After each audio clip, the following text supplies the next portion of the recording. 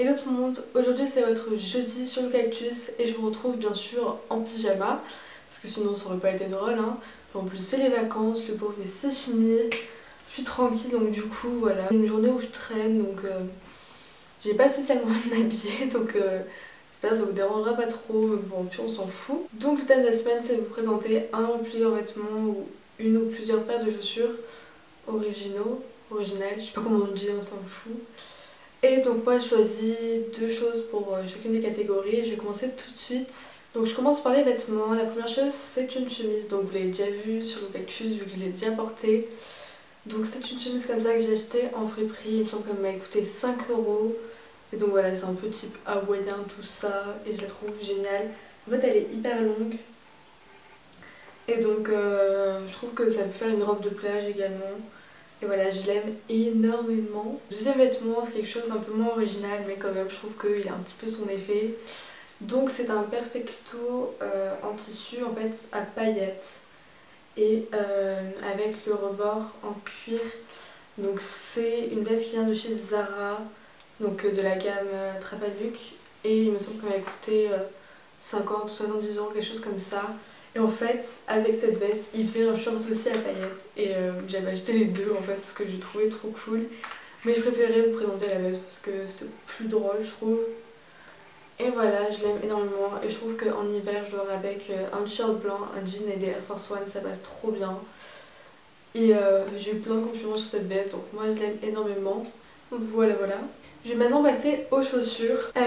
Donc c'est des chaussures plutôt originales, enfin le modèle est pas forcément original mais la couleur l'est. Donc c'était Adidas Flux, enfin ZX Flux, quelque chose comme ça, en jaune fluo parce que voilà, moi il me fallait des chaussures colorées pour cet été et je les aime beaucoup. Donc je les mets pas très souvent parce qu'elles sont pas hyper simples à porter. Mais je trouve que pour l'été, genre avec un t-shirt blanc ou même t-shirt simple en fait et un short, ça passe trop bien.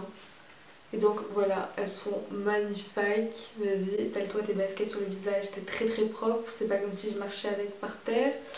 Mais c'est pas grave. Du coup, elles m'ont coûté je crois 90 € quelque chose comme ça.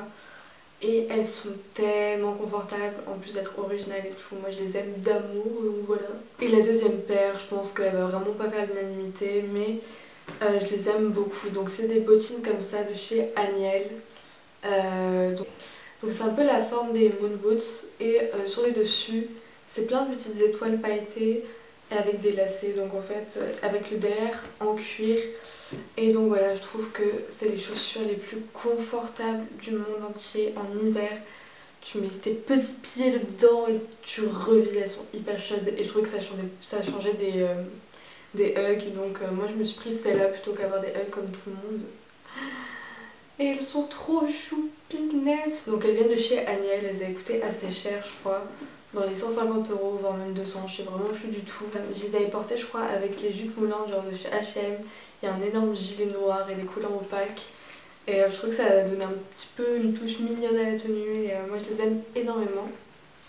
Donc c'est tout pour cette vidéo, j'espère qu'elle sera pas trop courte. Je vous fais juste un petit débrief parce que je vous avais dit que je passais mon brevet. Alors dites-moi si vous avez réussi. Personnellement, j'ai trouvé que c'était assez simple. J'ai eu un petit peu mal dans les maths et tout comme tout le monde. Mais au final, en fait, c'était pas si dur que ça, je pensais. Enfin, je pense qu'il n'y avait pas de quoi faire le buzz sur l'exercice 7. Enfin bref.